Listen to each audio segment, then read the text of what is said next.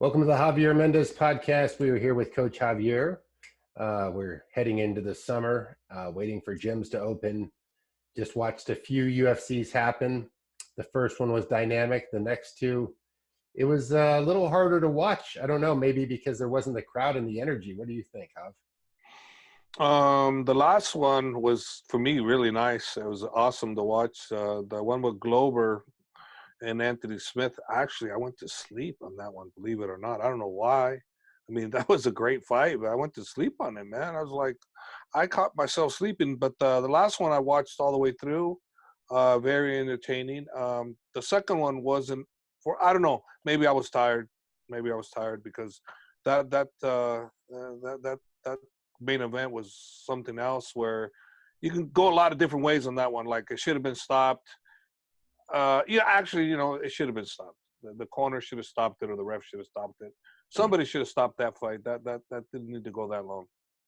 Oh, did you see the EG fight, Barbosa? Yes, yes. That was a very He close fight. Very, very close fight. It's one of those, you let it go to the judges, shame on you. Yeah. He trains at AKA sometimes. I mean, I see pictures. I go, yeah, hey, wait, he comes there sometimes, doesn't he? Yeah, Dan's here, but he's mostly with Couture's group over there. But he's with Ali. He actually is a great kid. He actually helps with the management of Ali's fighters. Also, on top of being a great fighter, he's also helps in the management for Ali. He's a great kid. I was so happy for him. But it was one of those scenarios where it was a close fight, and you let it go to the judges. So whatever happens, happens.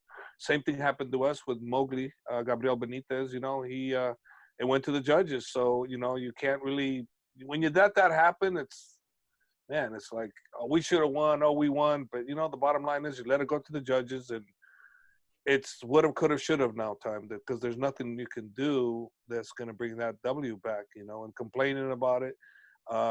Making a complaint to the commission, that isn't going to work either, because they only things that count is judges' errors. In other words, the scorekeepers, if they're scorekeeping it wrong, then if they screwed up, then that can change the outcome. But what they feel and who won the round, you can't change that no matter what. You can't go back. Oh, wait a minute. Yeah, you're right. So and so won. I don't know why I put so and so. So and so actually won. No, they can't do that. Yeah, I was like, there's a couple of questionable decisions, but that is the way it rolls. Either finish it, leave that question mark gone, or accept what they give to you. Pretty much. You have no other choice. If you don't accept it, then go ahead and waste all your energy fighting it. Sometimes a trainer or a manager should fight for the fighter, knowing full well they're not going to get anything with it, just because you want your fighter to know that you're behind him and you'll do everything that's required to try to justify something that's been wrong. We've done that, knowing full well we weren't going to get any results changed, but we did it just because we had to. It was important for the fighter, and you do it. Well, we haven't really historically seen anything turned back over. People still I've never seen one being turned over. I mean, I've seen ones that were so ridiculous, like Josh Thompson when with one of the Pitbull brothers. That was ridiculous, and he went to the hearing on the whole thing. Long story short, it was ridiculous what the answers were. So you're not going to, almost never going to overturn anything unless it's a scoring error. You'd have to have something dead to rights. Yeah, and you can't correct a ref either. If a ref screws up, oh well, tough shit. You screwed up. So do you have any other fighters popping up soon? Possibly any calls for any of your guys for Fight Island, Arizona, or anything like that? No, the only one I got potentially that's gearing up is DC. He's gearing up for a title shot somewhere with someone. I don't know. It's either going to be Stipe or it's going to be Ngannou. DC doesn't care. Doesn't matter. It's his one last swan song, and hopefully it's done correctly and we leave on top, But it's his last fight, and who knows who it's going to be? I mean, nothing's signed that I know of, but I know that DC has started camp, at home, and we'll see what happens. But we expect him to be fighting for a title. Yeah, we've seen him rebuilding his house on Instagram to have his own, quarantine specialist gym. Interesting thing recently was John Jones calling out Ngannou or vice versa. And that's an interesting match. Can't say I wouldn't want to watch that one, Yeah, but how much of it is real? I mean, right? if John Jones really wanted Ngannou, he can have Ngannou. You can throw whatever you want. State your price, move on, or move ahead. I don't know. I don't know what the deal is and whether it can happen or not. It would be an interesting match, but I'm just gonna say it's just talk for now. Yeah, that's true. So, have you heard anything about the gyms opening up? I've shot a few things your way. I see people in other states opening up gyms, social distancing. I don't know. I saw an interesting one today, a military base. They did it out open the open air, but you don't have that, land. It was like a track. They made it outside, but I don't No, know. we're behind. Santa Clara County is behind most counties. They opened up phase two. Every county's opened up phase two except Santa Clara. Santa Clara is behind. So until we meet certain criteria like testing, per week, they're not going to open up. And so we're still behind on some of the things that are required. I think they're working diligently to get these things done. But so far that I know, we're getting close. So hopefully soon, phase two, then us, phase three. So maybe in June, who knows, we'll start opening up. I would think that in June, my gym could start opening up, but we got to get the guidelines and we got to start putting things in place. So I think it's coming. I think it's coming. I think within 2 or 3 weeks, it's coming. Be nice if some affordable version of testing, or you had a testing station right out front. Come here, swab. Okay, 5 minutes, go in. That would be beautiful. Of That's course, but I mean, that's the thing. If we can have testing done all the time, and then this virus is, if I'm not mistaken, it's going through its second phase in China. So they're saying that 100 million people are being quarantined or looking to be quarantined. So this thing has got a life after life. So, like everybody said, we're not done with it, man. We're not finished. It's not over. We're just gonna have to live with it until the vaccine comes out and we can correctly get it administered to everybody. And hopefully we don't lose many more people because this is a killer, man. It's killing a lot of people. People don't realize it that it's a unique disease. It's very sophisticated. I get into a little bit of a discourse back and forth with a friend of mine who's really crunching the data, who has a background in statistics and stuff. And he's like, you know what? It's going 6 times more people killed, 6 to 8 times more people killed in the amount of time than the flu. So when you compare the two, the numbers are kind of off, but that's the numbers he came up with me. He was just He's battling. correct. He's correct. It's killing. It's killing because the thing is, it's highly contagious. Is the problem? It's highly contagious. So not only is it killing people more than the regular flu, it's highly contagious. Like in certain places, I know the whole camp gets it. And like village and stuff. So it's like, dude, it's no joke. I mean, one of my fighters, the whole moving company got it.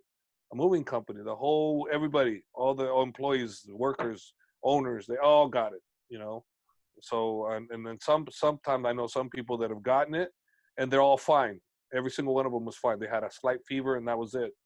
But other people, it goes worse. So Well, tough, that's the tough that's call. the danger. People are asymptomatic. They might walk in feeling healthy, looking good, like Jacare did, And and his two poof. coaches, they were both. All his coaches were fine too.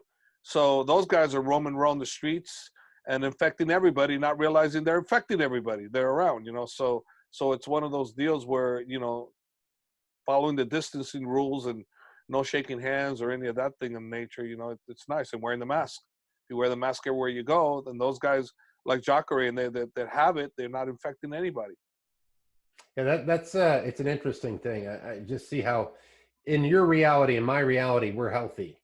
So, oh, is it a conspiracy because we don't have it? Well, we just haven't had it yet, or maybe we, We've yeah, just been lucky.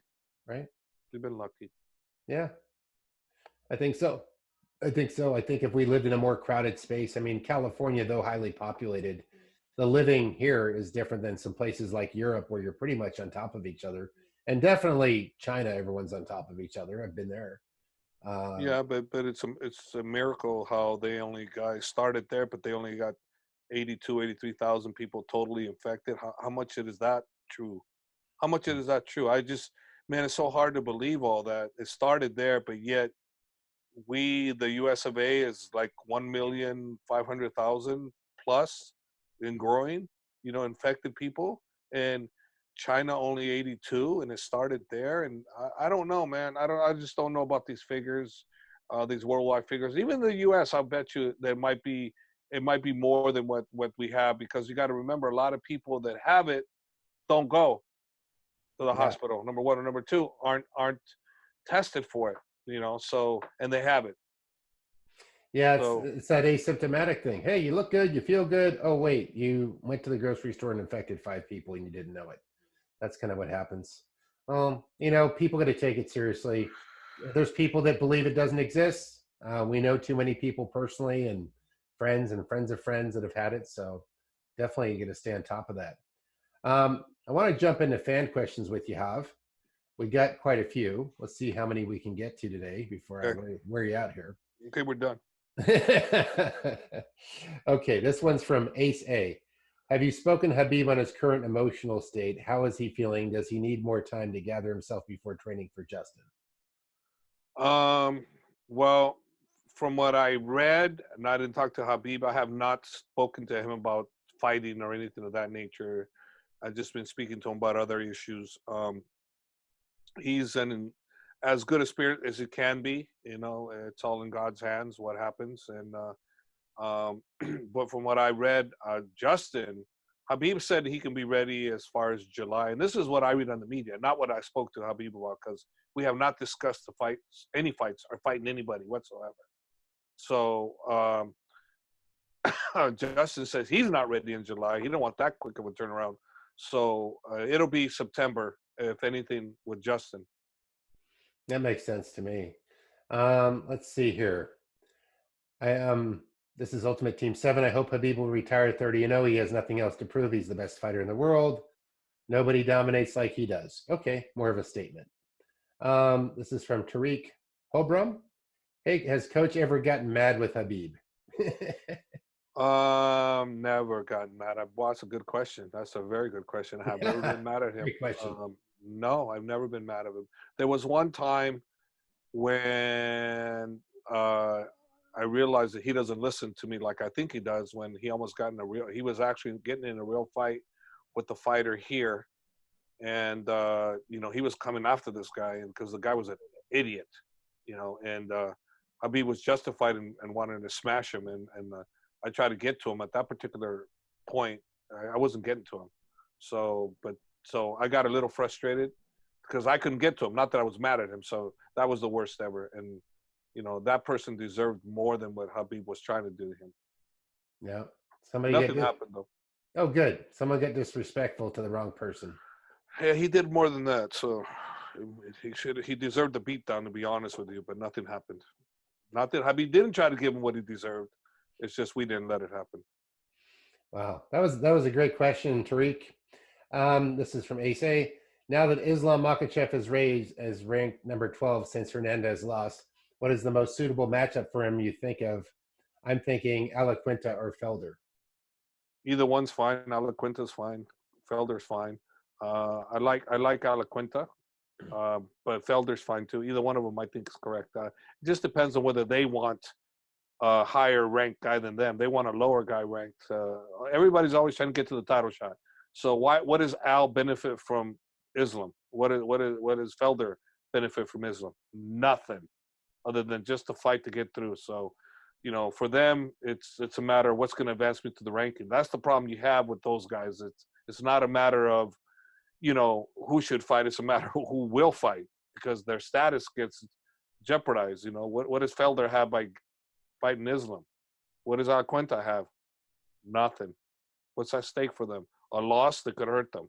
A win doesn't help him very much because he's number 12. Well, hey, I've seen him in the gym. I see why guys are not exactly lining up, but they should. No, you're wrong about that. Guys will line up. If you're ranked higher, they'll line up. They're not afraid of you. No fighter's afraid of anybody. Nobody's afraid of Islam. The bottom line is it's a matter of where you rank. If you're up there, you're up there. If you're not, you're not. I'm not going to have Islam fight somebody that's like higher ranked than him if he don't have to. Mhm. Like, in other words, a number 30 guy when he can have a number 14 guy. I take the 14 guy. What does a 30 guy do for him? It's another payday, you know? So if he's trying to advance in the rankings, it doesn't make sense for anybody. None of these guys are afraid of Islam. None of these guys are afraid of Habib. If you're a fighter and you're afraid of one of these fighters, get the fuck out. You don't belong fighting. You're not a fighter. Mhm. You don't belong in the UFC or any other top organization fighting for a world title. If you're afraid of another fighter, and I guarantee you, you won't want to fight one fighter that's afraid. They're not afraid. None of them are. Well, I wasn't thinking more of fear, like fear of the boogeyman. I was thinking more like, oh, well, I'm not afraid, but there is a likelihood I won't win percentage-wise. Let me pick a more favorable match. Well, that's not for the fighter to do. That's for the management, you know, and that's for the coaches, and that's what their job is. It's not the Mhm. fighter. The fighter will fight anybody you put in front of them. Mhm. I rarely find fighters that won't fight anybody. Rarely do. Most fighters don't fight anybody. It's just whatever, coach. You think I'm ready for him? Let's fight him. That's the way Yeah, it is. it's true. That was well explained. Um, do you think this is Ace? Do you think stylistically Dustin is a harder fighter or Gaethje for Habib? I think stylistically, Dustin had more options. I think Gaethje has less options, but he's strong in the one area, the grappling area. Very strong wrestler, heavy hand. I think they might be the same as far as heavy handed. I don't know. They're both really good, you know. But I would say that Dustin has more options. I think he's a submission threat also. I don't think Justin gives a damn about submitting anybody. He wants to knock people out. Yeah, I mean, he's supposedly an amazing wrestler, and he just hasn't used any of that so much just to prevent takedowns, probably. Chuck Liddell. Chuck Liddell was an amazing wrestler too. He just didn't want to use it. Yeah, it's true. Let's see. Is Habib doing okay? Is his training or not? Well, we kind of answered that. I mean, I did see videos of him training. He's training hard. You've seen those Trains videos? all the time. He's not training hard because it's Ramadan. He can only train once a day, but he trains all the time. The kid's disciplined. You know, he does not never stop training. So you can never think that Habib is not training as long as he's still a professional fighter and he's training. This is Syed Sadat Hassan. Hey, coach, you said McGregor is the toughest fight for Habib currently. How do you see McGregor versus Gaethje going down? I look at it's a real tough fight. I look at McGregor as the advantage for him on the striking. And since Gage is not going to take him down, I take McGregor in that fight. Yeah. What is it that the way he delivers his one punch knockout, his boxing, what is it? His just timing's better, you know. His timing is better, you know, and and they're both one punch type guys, you know. And I look at McGregor, his timing, his boxing is actually better. Yeah. That was an interesting thing I heard on the Mike Tyson podcast where he talked about what Connor did and nobody really thought about the way Mike Tyson saw it was he's like, here's a guy with no boxing matches going in against the greatest guy in the world and doing great.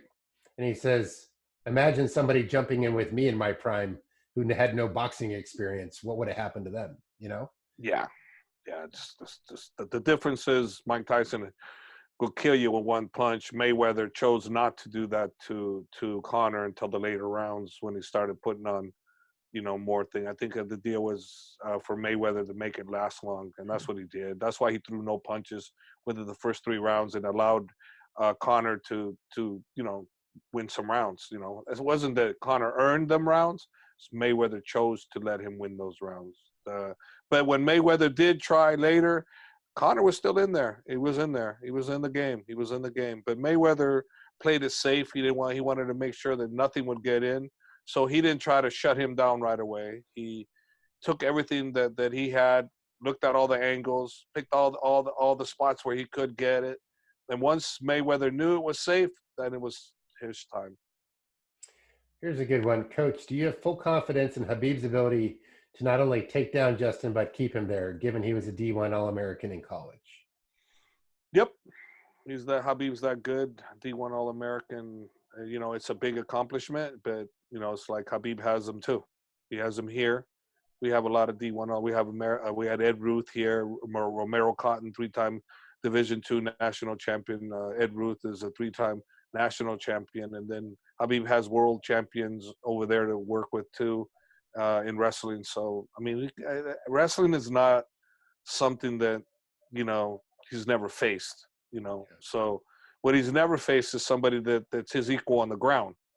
He's faced many people that might be slightly better than him on the stand-up. And, well, actually, he's faced some people that are a lot better than him on the stand-up. But the thing is, if people are saying, well, Khabib's stand-up is horrible, well, yeah, that's what you think. His stand-up isn't horrible. Maybe it wasn't good way back when because he was still learning. But his stand-up has improved tremendously. And every time he comes into camp, as you know, you watched him, he's improving. Yeah. The new improved Khabib that we're going to have this time out, against Tony was much more improved than the one that was out against Dustin. And people don't know that because they don't get to see him. I get to see him. You are filming it. You got to watch him. So you saw how good he is. His stand-up is no joke. And anybody that thinks that, oh, we're just going to stand with Khabib and we'll beat him up, well, good luck. Good luck.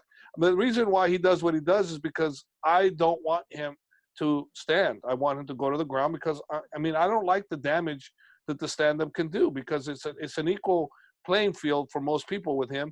And I told him, when I find somebody that's you're equal on the ground, then that's when we do something else. Well, guess what? In my opinion, there's no equal to him on the ground. So why do I want him to stand to entertain the fans? Nope. I want the W. So smash him on the ground. And hey, Khabib is exciting on the ground. And anybody that says he's not, then they're full of it because he doesn't just sit ground and pound and hug you. He pounds you. He hits you. He pounds you, and he'll choke you. He'll do it. So he's exciting. He's not a boring ground and pound guy. Never a lay and pray guy. No, that's Nope. for sure. Let's see. Coach, this is from Spike Spiegel, when making a game plan for a fight, do you consider what counters the coach of the opposing fighter would make against your fighter? Sometimes it comes into play. It depends on the coaching. Like if it's someone like a Greg Jackson or Mike Winklejohn, or for Oz, you got to think of that. Henry Hoof. You got to think about the other coaches. Duke Rufus. 100%. You better think about those guys. There's a lot of great coaches out there, and if you don't pay attention to the coach and just the fighter, shame on you. Yeah, it'll become a chess match. Let's see. Luke Montgomery. Hi, Coach. Please insist Khabib keeps working on his new Wolverine look as it really suits him. Wishes father speedy recovery. From Lake Mangoni. Okay. Wolverine is that. I created that. I did a post because it looked like the Wolverine. So people put on the Wolverine with things on it because he did look like one. Looked like Wolverine. He is the Wolverine now. Let's see. Justin talked about ready to die when he fought Tony. Do you know what that means? Basically, he's not ready to die, but he's willing to get knocked out. He's willing to leave it all out there. He's not quitting. So basically, you won't break him. In other words, what he's saying. He's not tapping. He's not doing all that. I don't know if that's true, but if you look at the 2 losses he has, if I'm not mistaken, I didn't see him, but I heard he got knocked out.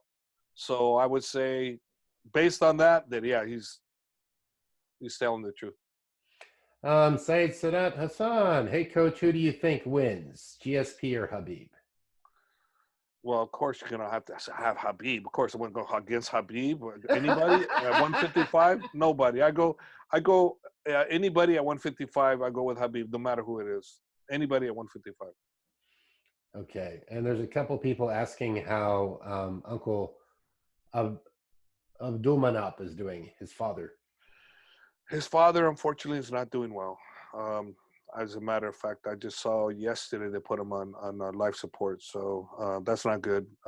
So yeah, I don't really like talking about it, but I just put it at that. I just pray to God that he gets something happen where it's just like, oh my God, he's back, and I get to have him back with me, cornering his son, because that would be my deal. That's what I would want, but I don't really like saying much about it. I totally respect that, Coach. Can you tell us about your fighting days? What was your professional record from Nathan? My record was 23-2.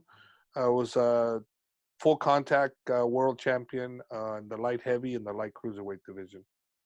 Wow. I don't really talk about it because it's nothing to speak of. Okay.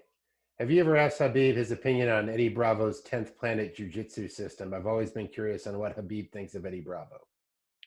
I think everybody in the world of mixed martial arts and the grappling world respects Eddie Bravo for the great technician that he is and the great mind that he is in the jiu-jitsu world. And I saw his interview where, he says he's just basically a side, like like a specialty coach, And the thing of it is, when I saw his interview, everything about what he said was fact, except the only thing I disagreed on was the fact that he said that, the head coach, that he's not cut out to be a head coach. That's because he doesn't want to be a head coach. Mm-hmm. That guy can be whatever the hell he wants.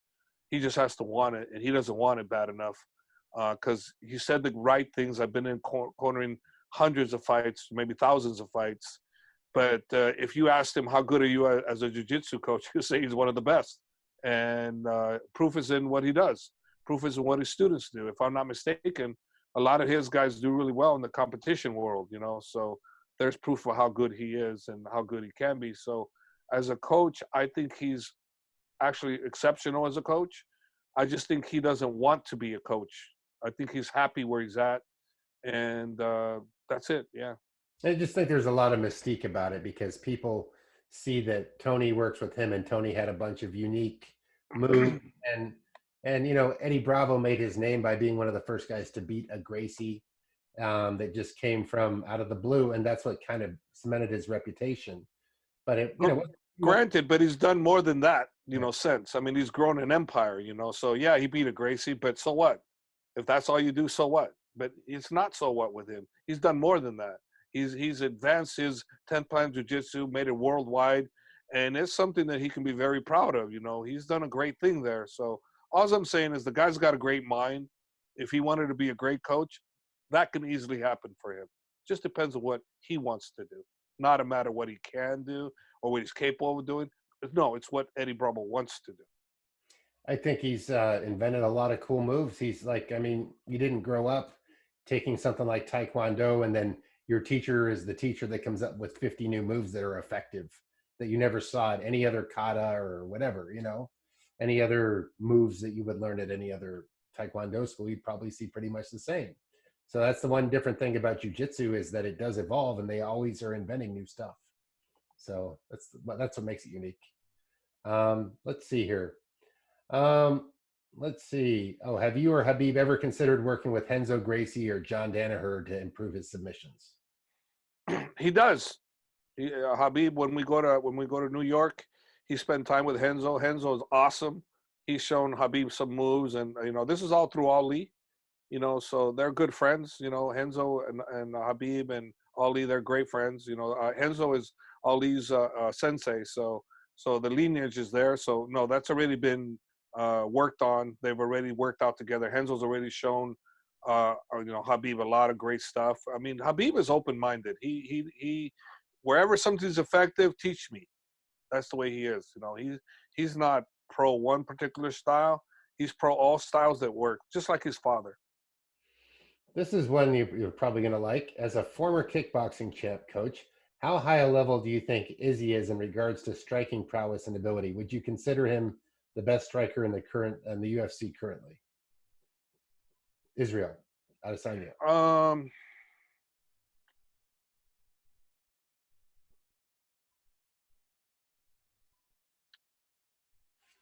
We were liking another guy the other day. Yeah, he's pretty freaking top 3. Yeah. Yeah. He's definitely, man. Yeah, he's fucking badass. Top 3. As far as the striking, his precision, and Wonder Boy to me is right there. Even though he's had some, string of bad luck, but Wonder Boy's one badass too. He could be number 1, but Izzy is definitely one of my favorites for damn sure. Yeah, you like to watch him. Does AKA have any plans, from Notejar, does AKA have any plans of expanding and opening facilities in other states, for example, Seattle? We were in the process of trying to get something in Las Vegas till this pandemic crushed me. So we'll see what happens next year. But the plan is to do another one in Vegas at some point. I don't know when now. I was looking to be there in December. Now, no way. I got to get this one back and running properly. We'll see what happens after this pandemic, and we're clear of it, and everybody's safe. Yeah, we're kind of like very uncertain times. You can't say anything with true certainty and then get rolled back 2 weeks or a month from that plan or 2 months or whatever. Yeah. It's hard to guess that one. Let's see. How good is Khabib at takedowns from the middle of the cage? Do you think he'll be able to take down Justin from the middle of the cage consistently? That's Khabib is great taking everybody down in every situation. Ideally, he'll corner you and then look to take you down, but he can take you down the middle of the cage too. He does it all of it. The problem with a lot of people is how they going to stop him. It's like, how are you going to stop him? It's like, oh, I'm going to play. What, you going to play wrestling when he's punching you and he's kicking you? You have to be able to defend and strike at the same time with him. If you can't, you're in a world of problems, because it's not that easy to stop someone that's not afraid of punching, and he doesn't just go to straight grappling. He'll punch and kick you, and then he's looking to take you down. So you got to defend both ways, and he can knock you out. It isn't like Khabib doesn't hit hard enough to knock you out. He can knock you out. Conor almost got knocked out. There's been a few other ones that he has knocked out with the flying uppercut that he does. So I don't know. People need to stop thinking Khabib can't strike. And if they want to blame anybody, then blame me, because I'm always father's plan. I think father would probably be okay with him striking more than I want him to. But my feeling is always the same, until I find somebody that is your equal on the ground, then I'll say something different. But till then, I want the advantage. That's what I do. That's my job, is to get the W. It isn't to get him to win for the fans in an exciting way. To me, get the W, because you know what? That's what's most important. Get the W. And like I said before, he's exciting when he's on top of you. And Khabib on the ground, forget about it. Try to keep him on the ground. Good luck. He doesn't last on the ground but a few seconds. So always look at him when he's on the ground. He's going to be on top, and if he's on the bottom, it won't be for long. Yeah. He's got so many moves that people have never even seen that I saw at the gym. I'm like, wow. No, and he's a lot better stand-up than people realize, but, and I know Khabib gets frustrated with me because I'm always making him go to the ground, and I'm sorry. As long as I'm his coach, I'm going to go with his strength. Well, I mean, just sharing my inside view, being your camera guy, being in the ring, being in your cage, filming Khabib sparring, I would say that watching him spar, his boxing, his stand-up, and then watching the fight with Justin and Tony, I think I know that Khabib would have been just fine. And that's how I felt after watching it. I'm like, oh, well, based on seeing this and then seeing that, that's what I came up with. I mean, how many times can people forget that he went with Conor almost a full round of stand-up because he wanted to? The only round he's ever lost on the record, in the UFC. And he went with Conor a full round. He never got hurt. Nope. Never got hurt. That was a close freaking round. And he went, to me, with the greatest striker, in my opinion, and then the lightweight division history, in my opinion. And people can disagree with me, but I think Conor's the greatest striker in the lightweight division history. Yeah. Here's a great question here. OS93. Most complete fighter or best fighter you've ever worked with? I know you're going to say for best, complete. Let's go with complete. Most complete fighter, Cain Velasquez. Yep. Hands down. Wow. I didn't know which one it was. I just found out. Easy. That's easy for me. Most complete, Cain Velasquez. Yeah? Yep. Let's see. Look and respect you. You're a great man, but honest answer. Need to know, will Khabib win his next fight from Terminator MMA? 100% he's going to win. He's not losing until he decides to give it up. Till he decides it's time, he's not losing. I've said that years ago. I'll say it again. He won't lose until he wants to lose. Well, here's a great question. Boy, we've probably asked this. Do you think Khabib will ever fight Tony? I think we talked about this last time, right? Yeah, but it's okay. I mean, the bottom line is Tony's a great fighter. Tony just needs one win, and Tony will get that one win. And I think the UFC still has as a viable fight. I believe that Tony's in the mix 100%. One fight, maybe two fights, worst case. But I think Tony's going to be right back in it. And I do see, a potential fight with him down the line for sure, unless Khabib retires after the next fight. Okay, here's a question I've seen pop up before and I just deleted it. But we're going to ask it just to shut you down on this. There's a rumor going around that Khabib got knocked out in his training. Has Khabib ever been knocked out? No, and I don't know who started that stupid rumors. Like he never even been hurt in sparring. The worst punch he's ever got hit with was with Barboza in the fight. Okay, I'm sorry, wrong. Not Barboza. It was Michael Michael Johnson. Johnson. Michael Johnson. Michael Johnson hit him with the left cross. It did a teeny bit like a buckle, not so little, but still, that was the worst he's ever been hit ever. And that was with little 4-ounce gloves. He ain't never been dazed over here whatsoever. Nothing. No one's ever hurt him here. No one. Not one sparring partner I can ever think of. And I've had him spar with pro boxers, pro kickboxers. No one's ever hurt him, ever. With Justin, okay, here's one. With Justin Gaethje being such a pressure fighter and always staying in the center of the cage, clearly he's not afraid to take a punch. How will you guys plan to get him against the fence or take him down? Well, we don't need to take him against the fence. We'll take him down in the middle of the fence. Doesn't matter. If he comes within punching range, you know, he's in danger of being taken down. If he comes in within kicking range, he's in danger of being taken down. And if he doesn't, Khabib's going to go to him anyways. Khabib's a master at different angles and cutting you off. And we've worked on this for years on cutting these guys off, you know. So he knows what to do. Gaethje has not does not have anything brand new that we're going to have to be super worried about. You know, he's super dangerous, you know, and he's a great fighter, but he doesn't have anything that we have to be super worried about. Okay. Tony had more weapons. You know, we have to be worried about Tony with multiple things, you know, and everybody's got to remember too, when Tony hits Justin at the second round and there was 10 seconds left and he dropped him, who's to say what would have happened had there been more time in that round? So, you know, we could be talking Tony and Khabib again, you know, Yeah. I mean, in all honesty. I mean, but Gaethje, you know, he's a great fighter, man. What are you going to say? He's a great fighter. And it's going to be a great fight between him and Khabib. But he has nothing that we haven't seen before. You know, he's a great wrestler, a great puncher, got a great corner, you know, a great kicker, you know, and he's only lost 2 times. And that's only because, if I'm not mistaken, it's his stupidity to engage that cost him. Had he fought smart, he probably would be undefeated. Like he fought this last fight, where Yes. he didn't swim into the water when the shark was turning his back. No, the shark was dangerous, and his coach made him aware that the shark's very dangerous and don't get bit. And he didn't. He did fantastic. Nothing but props for what he did. That was amazing. Hi, any news on Cain Velasquez? This is from Fazal Khan. Any news on Cain Velasquez return to UFC? As No. he's no longer WWE content? No, he you expect him to be wrestling or doing movies somewhere. But you know, we don't even talk about UFC or anything. We talk about entertainment. We talk about other things. So it's wrestling is where his heart's at, and entertainment. So maybe a movie down the line somewhere here and there. But no, he doesn't talk anything about fighting. I saw him in a movie on Netflix.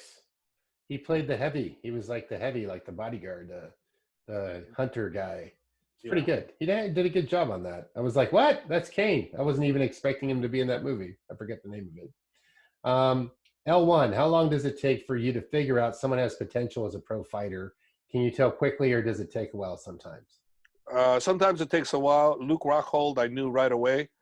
I knew that kid could be a world champion. DC, I knew after I started training him. But what I saw in DC the first time I saw him was a great coach. And that's what he was, a great coach. That's what stuck out right away on DC. Great coach, but what stuck out later, great fighter. But yeah, so both of them. Those are the 2 examples where one I knew right away. Cain Velasquez, too, I knew he was going to be a world champion right away in DC. And Khabib, I can't say Khabib right away because Khabib came in already with a good record, you know. So when he was with me, I think Khabib was already 16 or 14 fights. I don't quite remember how many fights, but he already had fights. So Khabib already came in with fights. So with him, he dominated everybody when he came here. That was his weight. He dominated everybody I had here when he came here. So he showed right away that he was somebody to contend with. But he had a lot of holes that needed to be filled, and you know, obviously, if you watch him now, he's a different fighter. It's interesting you speak about Kane. I remember we came down to interview him when I was with MMA Jacked years ago, and he hadn't even really stepped in fully to the UFC. And everybody in the gym, the buzz was Kane, Kane, Kane. This guy's going to take them all. Wait till this happens. You're going to be blown away when you see this happens. So this is before I ever even saw him fight. Like, it was already known in your gym, in your old AKA gym, that Everybody knew. Yeah, the bubble on him unwrapped, and the injuries was just too much. yeah, it was pretty amazing. Um, let's see. If if Habib's ground game didn't work, do you have a plan B? From Zubair Khan. Yeah, of course. We've been working on Plan B. His stand-up. His stand-up's really good. You guys would be surprised if I just had him go and do stand-up and nothing but stand-up. He'll still be badass. He just will take more damage though. Well, this is interesting. Legendary Gaming. How do you see Habib's future means? Are there any conspiracies in the UFC leadership about him? As we know, Dana favors most guys except Habib. Sir must include this one. It's the last. No, I think Habib. Dana likes Habib a lot. I think Dana's on his corner. I think. No, I don't. There's no issues between Habib and Dana. None whatsoever. No, I don't think so either. It might have appeared that media slanted wise years ago. Who knows? But there's nothing between them two guys. Yeah. Zero. Let's see. Coach, what do you think after King Habib? Is Islam to be the next MMA fighter, and why Dagestan have so much fighters? What do you feel about Dagestan? Thank you, Coach. So humble, love, and respect. Dagestan has got a great structure that they start them out really young. All the kids after school, they go out and they grapple. They'll do kickboxing. They'll do jiu-jitsu or sambo. Wrestling. I mean, they're competitive over there like crazy. At a young age, they're all encouraged to go play sports, and they've taken to sambo wrestling really well over there, and that's why they do well, because these kids all dream since they're little boys, so it's like, it's like football, American football here, over there, it's like what it's like. So that's why you have so many kids from Dagestan become world champions. And that's why Dagestan as a whole, if it competed at the Olympics, it'd be one of the top 5 in the world in actual gold medals in the wrestling and department, the fighting arts, because they're so goddamn good over there. It's interesting. When I was a kid growing up, Italy, soccer was the sport, and they would play 5 to 10 times more than we would on American base playing soccer. They were 10 times better. The same with wrestling. Dagestan, they start young when they're little before they even get to elementary school, high school. So yeah, they have a jump. And when I told you I did that podcast with the other guy from ONE FC, basically he was saying that Italians don't have wrestling in their high school, but we Americans do. Do you think that changes a lot of things? Like, yeah, big right? time. Mexico, listen, if Mexico had wrestling, you know how many great MMA fighters you'd have from Mexico? Man, but they have no wrestling, so until they get wrestling, you can give it that up. That ain't gonna happen. Yeah, we have it here. Russia has wrestling. America has wrestling. I'll tell you another country that doesn't really participate much in it, but could have great fighters. Cuba. Mm-hmm. Cuba would be unbelievable if they were allowed to compete, more like the U.S. does. Cuba would have a lot of great fighters. Yeah, there's a lot of amazing stuff out there we haven't seen. That's what makes it great as the sport evolves. Let's see how we are in questions here. We're getting towards the end. We done? Let's see. Why Islam and Zabit didn't fight for a long time? What's wrong? I don't know. Islam fight Zabit? No, I guess they are affiliating them together, like they're in the same team or something. That's it. Zabit and Islam? No. Why have they both not fought in a while? Is something wrong? Well, Habib was with Islam was with Habib's show, and that didn't go through, and so he'll be fighting with Habib. That's why. No, yeah. I mean, if you follow Habib, then you know Islam. Yeah, they're all together. Well, it's been a good podcast, Coach. I'm sure everyone's going to be happy with all this. Thanks for coming on again. All right.